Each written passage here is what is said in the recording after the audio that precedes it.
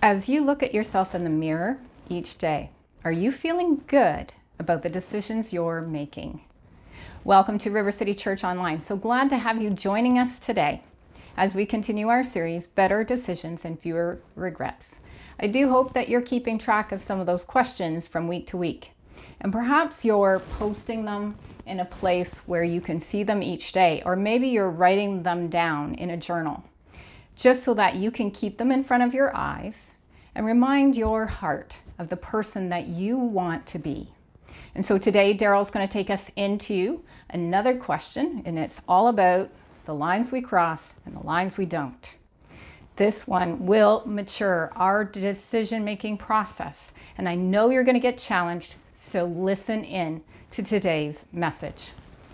All right, after the message today, don't run away because we are celebrating on many accounts. First, we're going to be celebrating our Global 6K Walk for Water. The fundraising was phenomenal. Second, we are going to be celebrating a few more of our Kid City volunteers because we missed them last week and they are due some applause. And third, we are reopening. I do hope that you know that already, but if you don't, listen in to the announcements and find out more information about that. All right, that's enough for this morning. I want to welcome everyone. Thank you for coming. Get yourself a coffee, pull up your couch, or just sit down with your family and enjoy today's service. And if you happen to be new here today, we're so glad that you found us online. If you would like to contact us at any time, just go to our website's main page and click on Contact Us on the menu. We'd love to get back to you and find out how you came to find us and what you might like to know more about in terms of your faith and maybe this series. Thanks again for tuning in, and I look forward to seeing you at the end of the message. Talk to you later. Well, hey, good morning, River City. I hope that you've had a chance this weekend to get out and enjoy some of this absolutely beautiful June weather that we've been having. I don't know about you, but I am feeling a renewed sense of optimism and hope that I haven't felt in many months now. The weather's getting nicer, the vaccine rate is going up, the case rate is going down. We're now officially out of our third stay-at-home order, and the government has introduced the plan to reopen. And I am looking forward most especially to River City's reopening, when we will gather together again for the first time in over a year on July the 18th to worship together. And so I want to encourage you this morning as we go into worship with one of my absolute favorite verses from Scripture. And it's Colossians 3:16, and it says this: "Let the word of Christ dwell richly among you, as you teach and admonish one another with all wisdom, singing psalms, hymns, and spiritual songs to God with thanksgiving in your heart." And so this morning, as we look forward to the time when we can sing together to God in our building together at 15 Wellington, as we look forward to that day, let's sing together apart to God with thanksgiving and gratitude in our hearts. Would you join me in worship this morning?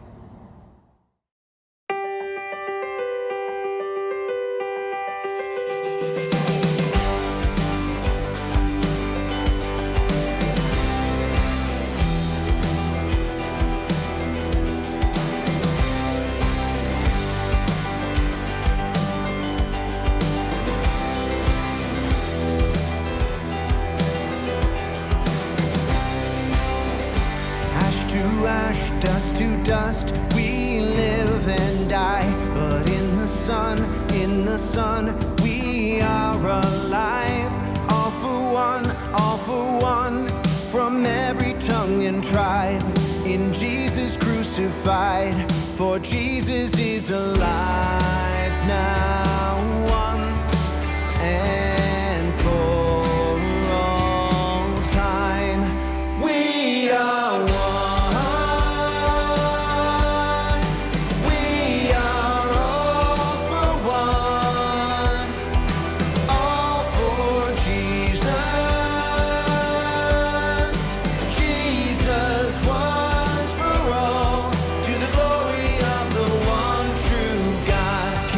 Kings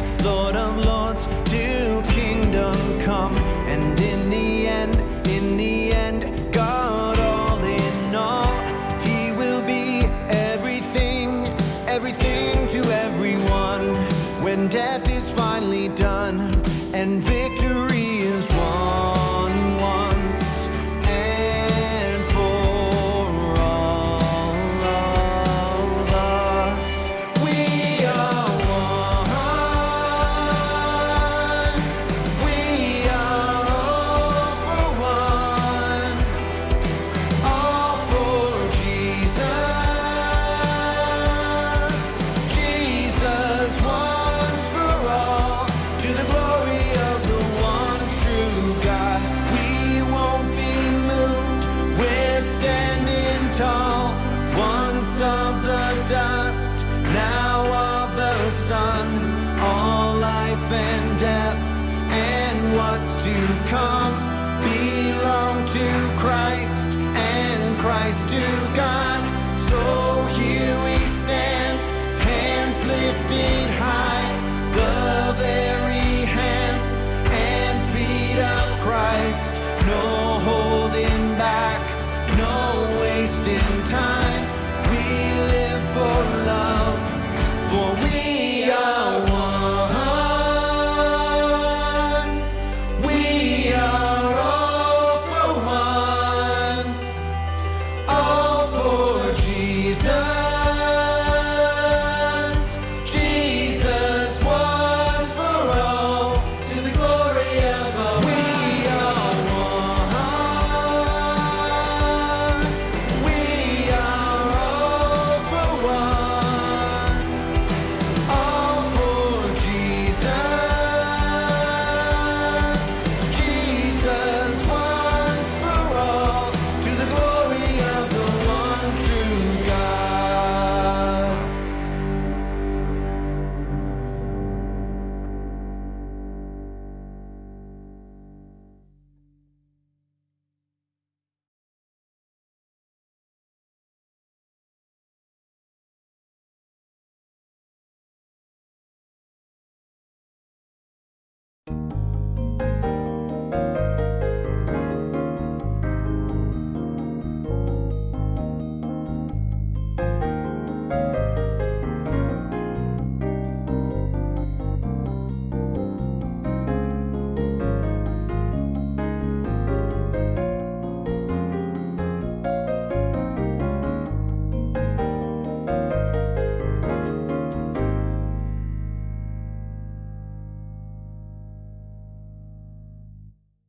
Here's something we all know, but we don't think much about. Life is all about decision making, right? I mean, every day, multiple times a day, sometimes we're sure, sometimes we're unsure, but in the end, we are where we are because of the decisions that we've made, right? I mean, your decisions along with your responses to other people's decisions, which are also decisions, they're about the only thing you can control in your life, which means that your decisions are how you control your life.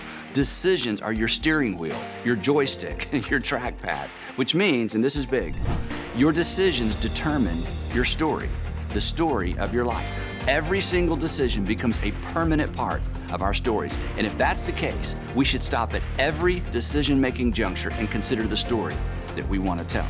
Perhaps more compelling, we should consider the story we want told about us. And the good news is you get to decide, but you decide one decision at a time because you write the story of your life, one decision at a time.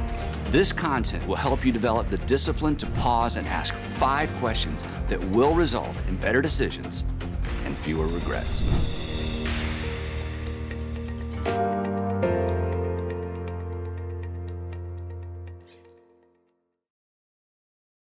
Happy June, everyone.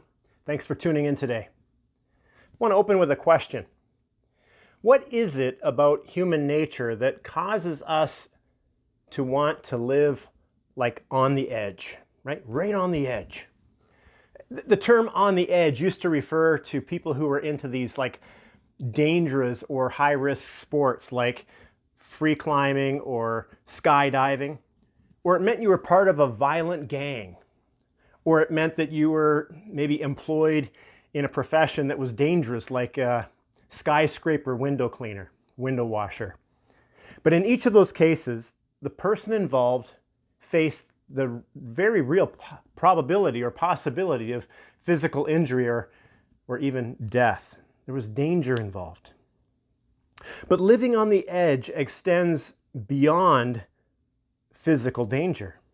We can live on the edge in many other ways as well. Though the danger we face in those other instances might not be the danger of death or even physical injury, there are other dangers too, nonetheless. For example, why is it when we're driving down a road with a posted speed limit of 100 kilometers an hour, we drive right at or even above that 100 kilometer an hour speed limit? And that's the maximum, right? But we drive right at the limit, or more probably even beyond the limit. We think, surely 5 kilometers an hour more isn't going to hurt anyone. Besides, everyone else is doing it.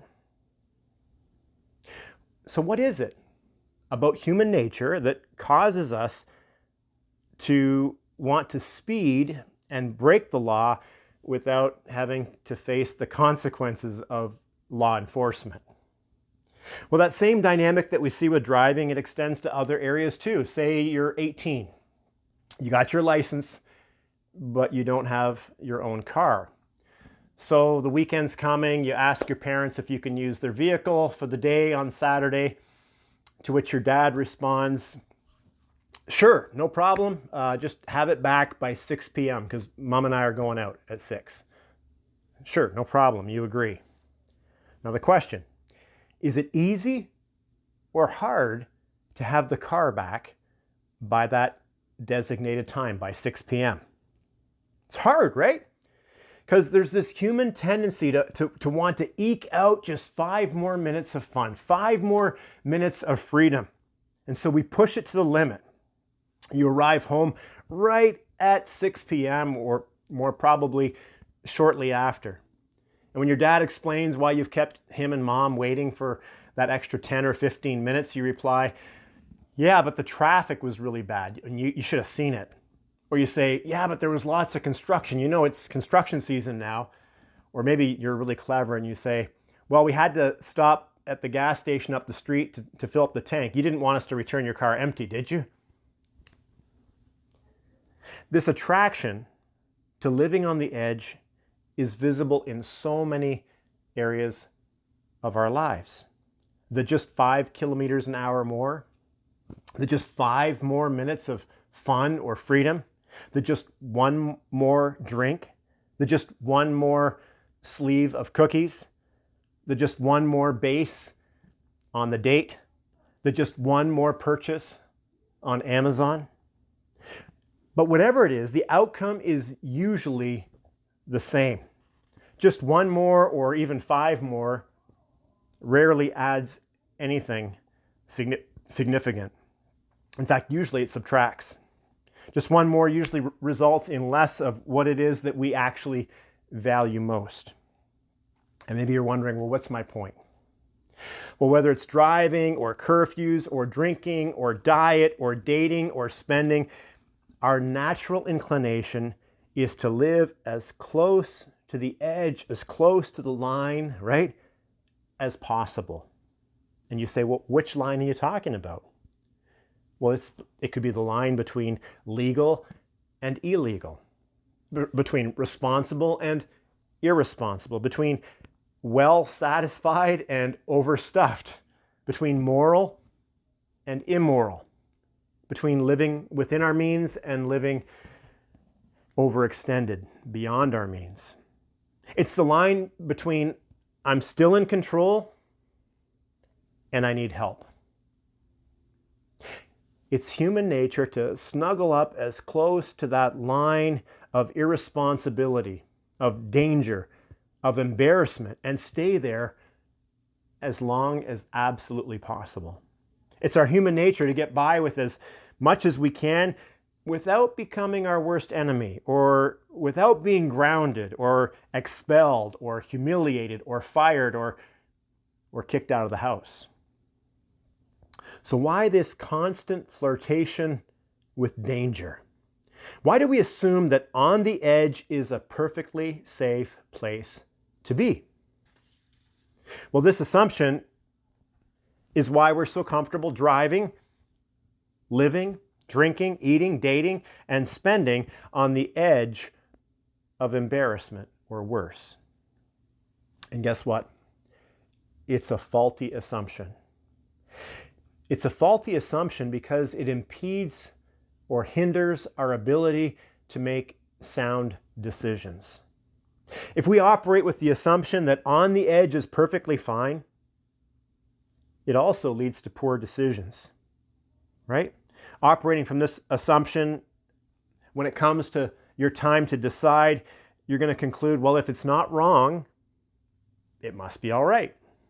If it's not illegal, well, then it must be permissible. If it's not immoral, it must be acceptable. And if it's not over the line, then it's perfectly fine. But to make decisions like this is to organize our lives around the lowest common denominator. Essentially, we're asking, how low can I go before I crash? How bad can I get without being bad? Or if you're religious, like, how much can I sin without being called a sinner? But guess what? It don't stop there. Because if we're living right on the edge, before long, we're asking questions like, how far over the edge, how far over the line can I go before I get caught or experience negative consequences? Or how unethical, immoral, or insensitive can I be without having unmanageable outcomes to face? Or how long can I neglect my family, my health, or my finances without feeling the effects of that? Or how long can I engage in an addictive behavior without actually getting addicted? It's a slippery slope. And again, it starts with this assumption that living on the line, living on the edge, is perfectly fine. Now, that assumption is dangerous because it leads to poor decisions. It's dangerous for another reason as well. It's dangerous because when you're on the line, when life happens, you got nowhere to go but down, right? If you're living right on the edge and life happens, you say, well, what do you mean by life? Well, by life, I mean the unexpected, the surprise, the mistake, the setback, the curveball, call it what you will. When life happens, if you're living right on the edge, then the only place to go is down the other side, because you've used up all your margin. You have no space when you're on the edge from which to maneuver. So clearly, questions like, is it wrong? Is it illegal? Is it immoral? Is it over the line? Questions like that aren't all that helpful. After all, you and I have asked those questions and we've still landed in a tough spot more than once. Which means there's a better question. There's a better question that needs to be asked if we're to ensure making better decisions. And that question, if answered honestly and acted upon, will ensure that you avoid preventable regrets as well. And that question is, well, that question is the fourth of the 5 questions that we're looking at in this series, which is called Better Decisions, Fewer Regrets. And it's inspired by Andy Stanley's newest book by that same title, Better Decisions, Fewer Regrets. And the big idea of this series relates to the oft overlooked relationship between asking good questions and making good decisions. Good questions set us up for good decisions. Really, our decisions that we make are no better than the questions that we ask while we're making those decisions. And I'm convinced that if you will ask and answer honestly and act on the 5 questions that you're going to be picking up in this series, that you're picking up throughout this series, then you'll be making better decisions. You'll be making progress toward your preferred future. And the bonus is, not only will you be making better decisions, but you'll be living with fewer regrets. Major bonus, right? And as a result, your life and my life will be better. Because you know, even as I know, we're not the only ones affected by our decisions, even as we're not the only ones affected by our regrets. Well, if you've been tuning in for this series, you know the first question that we asked was the integrity question. And the integrity question is this: in every situation where you face an important decision, ask yourself, am I being honest with myself? Really? Am I being honest with myself? Really? Because you're never going to get to that preferred future that you want if you aren't honest about your current circumstances. Question 2 in week 2 of the series was the legacy question. Similar. Anytime you're facing any decision of consequence, ask yourself, what story do I want to tell? What story do I want to tell? Right? When this current decision that you're wrestling over becomes nothing more than another chapter in the story of your life, when you look back on that chapter, what story do you want to tell? Or maybe better, what story do you want or hope others will tell about you? Now, the good news is you get to decide, right? Insofar as it depends on you. But you decide one decision at a time. Well, last time we considered the third question, which was the conscience question.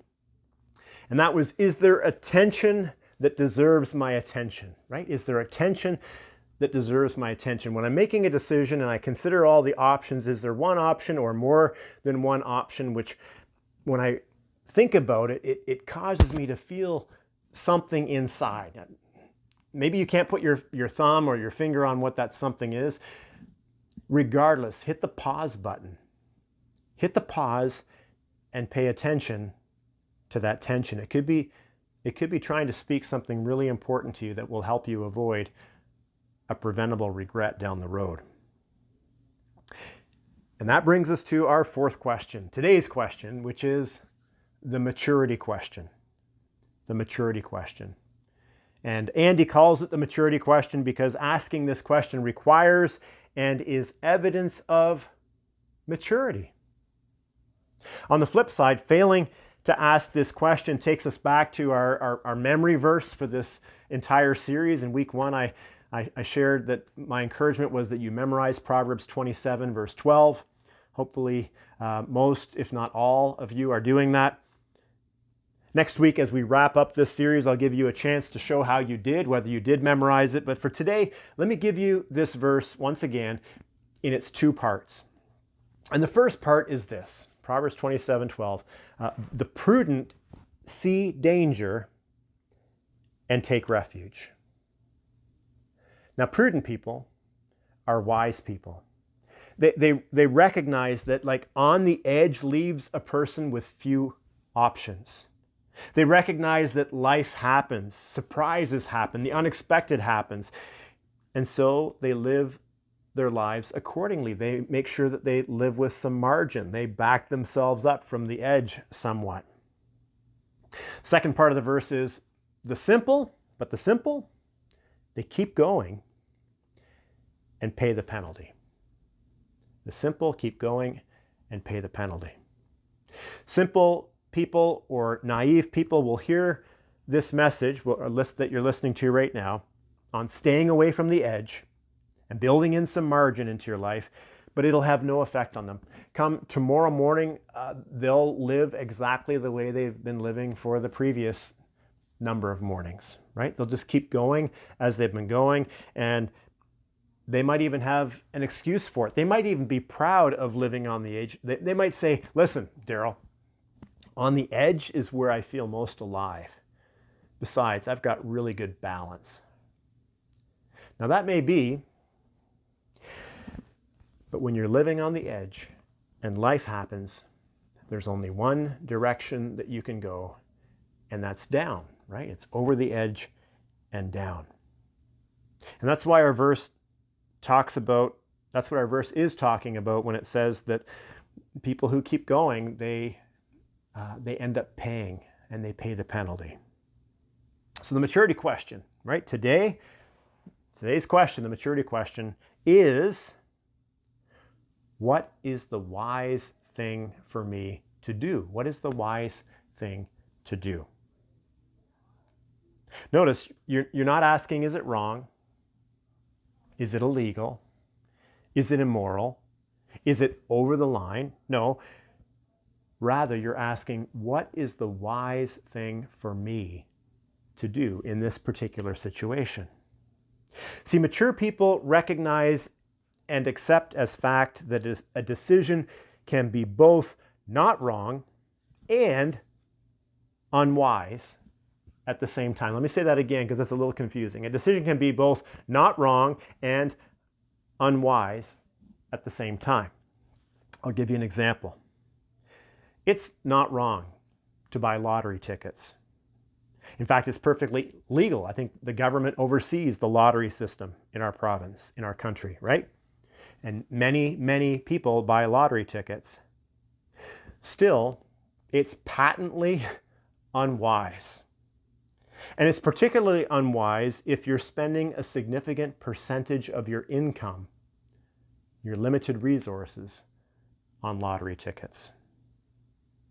In his book, Andy makes a great point. He says, your greatest regret, my greatest regret, was preceded by a series of unwise decisions. Not bad necessarily, not immoral necessarily, but unwise decisions. They weren't wrong, but looking back, they were terribly unwise. And that series of unwise decisions led to that moment in time which you regret to this very day. So to avoid the just one more syndrome or the just 5 more minutes syndrome, and to create moral, ethical, and financial margin in our lives, anytime you're facing an important decision of any consequence, ask the question, the maturity question, what is the wise thing for me to do? Now, the Apostle Paul spells this out in his letter to the young Christians in the city of Ephesus. Now, we refer to this letter as the book of Ephesians. And what Paul writes in Ephesians goes straight to the heart of the tension that we wrestle with each and every day. He writes, and this is from chapter 5, be very careful then how you live, not as unwise, but as wise, making the most of every opportunity because the days are evil. Now, Paul wrote that about 2,000 years ago, and lots has changed since then. And yet, what apparently hasn't changed is human nature. Our affinity for living right on the edge is as strong now as it was back when Paul wrote it, maybe even stronger. And so Paul told the believers then, and he tells us today as well, he says, stop living carelessly. Stop living only for the immediate, right? Stop thinking about only that immediate moment in time. Instead, be careful how you live. In fact, he doesn't say be careful. He says be very careful how you live. Your life is precious. Your decisions affect you. Some decisions affect you for the rest of your life. Your decisions affect other people. So be very careful how you live. Use the brain that God gave you. Use the brain that God gave you to ask the maturity question. With every decision that you face, be it relational or professional or academic or financial or health related, ask yourself, what's the wise thing for me to do in this? Now, in case you're wondering what the wise thing to do might look like, Paul goes on in this same context to give further explanation. He says, making the most of every opportunity. In the original Greek, what's translated as making the most of every opportunity is literally redeem or ransom, redeem the time. Redeem the time. I love that image. I mean, think about it. Don't you wish that you could go back and reclaim all the time that you wasted making bad decisions over the years? Plus the time spent making up for those bad decisions? I do. Now for you, that might just be a few weekends or a few weeks scattered throughout your life. Or it could be an entire season or chapter in your life story. But either way, imagine having the opportunity to go back, to relive it, to re-spend the money, to reallocate those days, those weeks, those years. Not to mention reclaim whatever money was lost through those bad decisions. I mean, just imagine where you'd be today. Now, as painful as it may be, as awkward as it may be to look back at those moments, it's worth going there. It's worth taking a moment to do so. Why? Because it helps us appreciate the invitation placed in Paul's words here. Paul is inviting us to invest our time wisely going forward. He says, like, from this point forward, you're invited to leverage your most valuable asset, which is your time. You're invited to invest your time in a way that propels you forward toward your preferred future or toward your goals in life. But Paul's not done. He ends this passage with a really weird warning, right? He says, making the most of every opportunity because the days are evil. Evil days? Like, what does that mean? And I appreciate Andy's answer here. He says, listen, we don't live in a morally or ethically neutral culture, do we? I mean, think about it. When was the last time you heard, saw, or read an advertisement that encouraged you to be wise, to be careful, to be self-controlled? I'm guessing never. Has a sales associate ever suggested you go home and think about it before you make a purchase? Probably not. So this is on us, right? We aren't going to get much help from the broader culture. Our friends maybe, but the culture, not so much. In fact, the gravitational pull of our culture is to the now, not to the later, to the immediate, not the long term. And it's to have more, not less. Which is why today's question, the fourth question, the maturity question, practically speaking, may be the most important question. What is the wise thing for you to do, for me to do? Now, to keep this fresh, I want you to get in the habit of asking this question from three perspectives: the past, the present, and you guessed it, the future. Past, present, future. In other words, in light of my past experiences, in light of my current circumstances, in light of my future hopes and dreams, what is the wise decision for me? What's the wise decision for me? Now let's look at each of these three perspectives. Our past predisposes us to specific temptations, addictions, and blind spots that may not be temptations, addictions, or blind spots for the next person. Now I know what most of my blind spots are.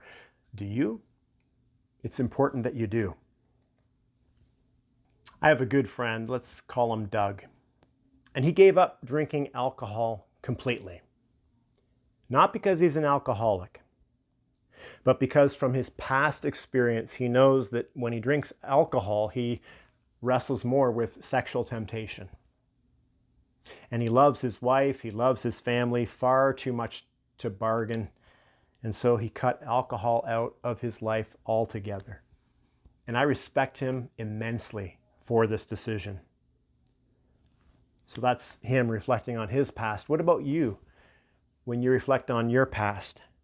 In light of your past experiences, what is the wise thing for you to do when it comes to your finances, your relationships, your health, your profession, and so forth? So that's the past.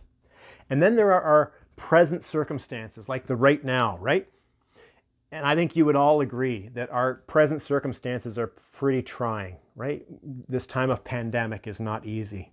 In fact, many experts I've read have said that because of all the uncertainty and loss of control and change that we're facing during pandemic, it's taking 15%, right off the top, it's taking 15% of our best energies, which means that whatever your 100% was, you think about your work and so forth, your performance, whatever your 100% was before pandemic, Well, now that's 85. You got to get comfortable living at 85% because you need that extra 15% margin just to navigate all the uncertainty of pandemic. And if you try to live like you did before pandemic at the 100% level, then very soon you're going to be heading into burnout because a 15% deficit on a daily basis adds up to a lot over time. Are you seeing this in your life? Because I'm seeing it in my life. And one way that I've sought to kind of address this beyond just cognitively reminding myself that 85% is good enough during pandemic is by fighting to ensure that I get at least 8 hours sleep every night, right? I used to be able to skimp and kind of shortchange myself through the week, maybe catch up on Saturdays. I don't do that anymore. It's 8 hours every night, no exceptions. And that's so that I can just work at my 85%. So that's me. What about for you? In light of the present, in light of your current circumstances, what's the wise thing for you to do professionally, relationally, and all the rest? So that's past and present, and then there's one more perspective, and that relates to the future. In light of your future hopes, in light of your future dreams, what's the wise thing to do? Pastorally, this past week was a tough week. I had 2 pastoral visits that are still weighing on me many hours after the fact. And it's because of this. It's because my heart breaks when I watch people make decisions that could affect their futures, right? People making decisions that might impact them for years, maybe even decades. It breaks my heart when people undermine their future hopes and their future dreams. It breaks my heart when young people and young adults make decisions that result in consequences that they would never wish for themselves. Which makes this third perspective, this looking to your future hopes and your future dreams, possibly the most important perspective to consider, right? In light of those dreams that I have, in light of my hopes for my future, what's the wise thing for me to do? Ask yourself, what's the wise thing for me to do in this situation, in this decision that I'm facing right now? Well, there's so much more I can say about this, folks, but you are wise. And so I trust that I've provided enough to get you going, at least for the next week. And next time when we get back, we're going to get our 5th and final question in this series, and it's a doozy. It's the relational question. So hope to see you back next time for the relational question. But before I release you, let me share this. In my personal devotions this past week, on one of the days I was reading and reflecting on Psalm 2. Psalms is a book in the Bible, basically right at the midpoint of the Bible. It's a powerful book that has been an encouragement for many, many believers over the generations. And Psalm 2 is a powerful psalm as well about the greatness of God and about the pride and foolishness of people of power. So kings and princes and prime ministers and presidents and so forth. In Psalm 2, what it does is it puts things in proper perspective. These people of power, they're merely servants. Whether they acknowledge it or not, they're servants of the Most High God. And there will come a day when they will give an account for how they lead, how they manage the power that God has given them. And there are 2 parts of this psalm that really struck me. And the first was from verses 4 through 7. Listen as I read this, and this will come up on your screen. The one enthroned in heaven, God, laughs. The Lord scoffs at them. Who's them? It's the kings and prime ministers and presidents, people of power. He, that is God, rebukes them in his anger and terrifies them in his wrath, saying, I have installed my king on Zion, my holy mountain. I will proclaim the Lord's decree. He said to me, you are my son. Today I have become your father. Now, what I'd like you to focus on is verse 6. Did you catch that? God says, I have installed my king on Zion, my holy mountain. So who could this be? Who is this? Who could be God's king? And the answer that's given by Paul in Acts 13, verse 33. It's given by the author of Hebrews in chapter 1, verse 5, and Hebrews 5, verse 5. The answer is Jesus. God fulfilled this prophecy in Psalm 2 by raising up his son, Jesus, from the dead. And you say, oh, well, that's interesting. You've made a connection from Acts and from Hebrews to Psalm 2. So what? Well, the so what comes in the second part of this psalm that struck me, and that's right at the very end, the final 2 verses. It reads like this, and this will be on your screen as well. Serve the Lord with fear and celebrate his rule with trembling, right? He's addressing this to kings and presidents and prime ministers. And then, kiss his son, or he will be angry, and your way will lead to destruction, for his wrath can flare up in a moment. And then, blessed are all, not just kings, prime ministers, and presidents. Blessed are all who take refuge in him. And the in him here is Jesus. The in him is Jesus. And the psalmist says, blessed are all who take refuge in Jesus.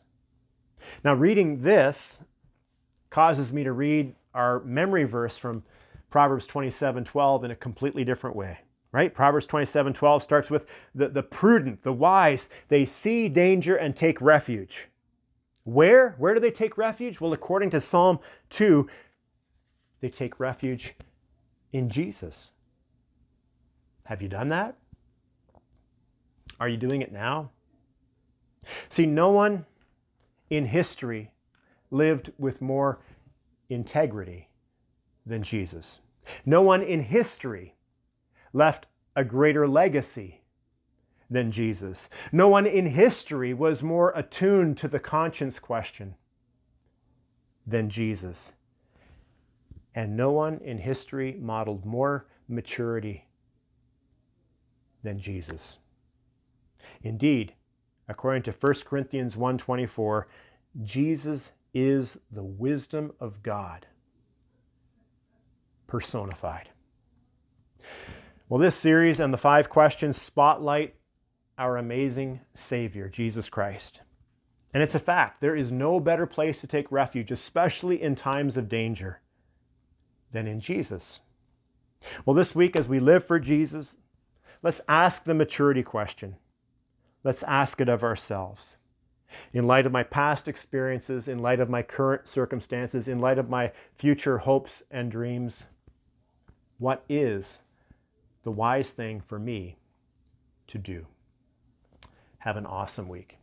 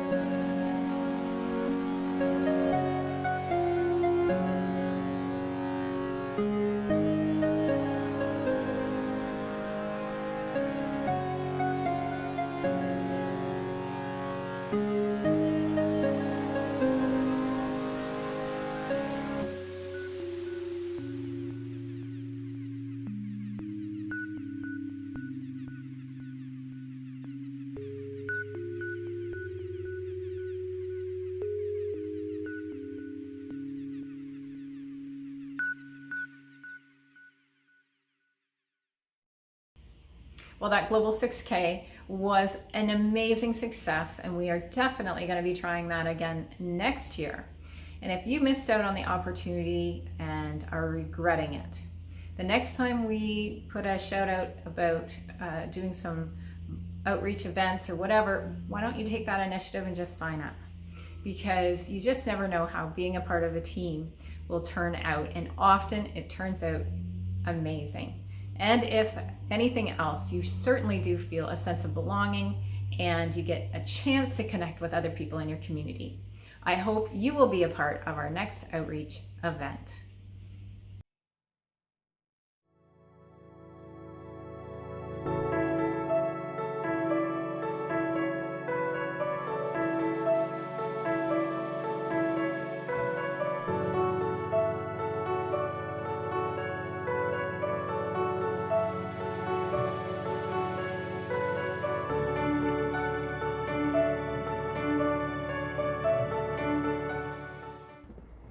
Well, our Kids City program has persisted over the last 6 months to create an online program. It is meeting every Sunday at 9 a.m. on Zoom.